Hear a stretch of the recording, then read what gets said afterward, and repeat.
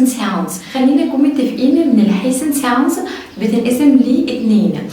unvoiced يعني ايه unvoiced؟ يعني اصوات مش بتعمل صوت بجد، يعني شويه هوا طالعين وخلاص. و voiced واصوات بجد بتعمل صوت قوي. خلاص اتفقنا. طيب الانفويسد دي اللي هي الايه؟ اللي هي الفويسلس. يعني voiceless voice يعني صوت less يعني قليل، يعني صوتها قليل.